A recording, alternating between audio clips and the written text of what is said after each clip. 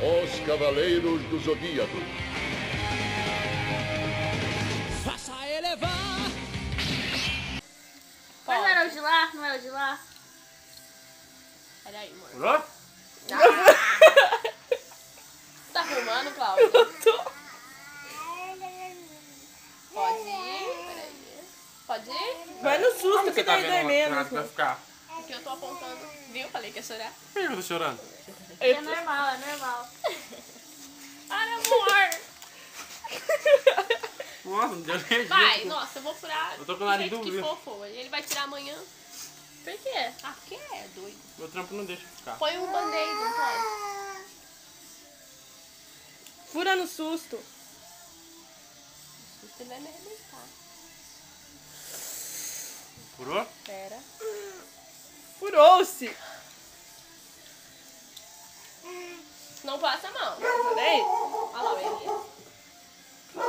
Agora tem que pôr a argola. Cadê a argola? Legal. Bom, vocês vão...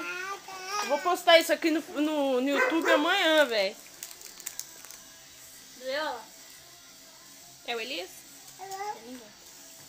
Cadê o alicatinho? Ah, tô sem Pô no alicatinho. YouTube.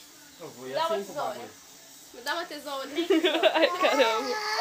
Qualquer coisa que corte. Vou ir assim pro bagulho. Ô, Cris, por que você não trabalha de body piercing? Você tem medo que eu te processe? Aham. Ah, tá. Tem que fazer curso, não tem? Ah, Assim, nada que... Ah, até hoje os que eu furei. é tudo certinho, né? Aham.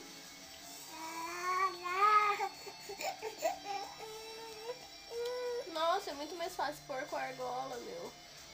Não, gente, pega essa caixinha de irmã. Já pegou? Não, nem peguei. Muito mais fácil pôr a argola, Tata. Ah, vá. Ó. Credo, sangrou. Vou morrer? Fechando. Furou. Você viu? Doeu, ela? Bravo. Ah, bonito. Põe no outro, vai. Ah!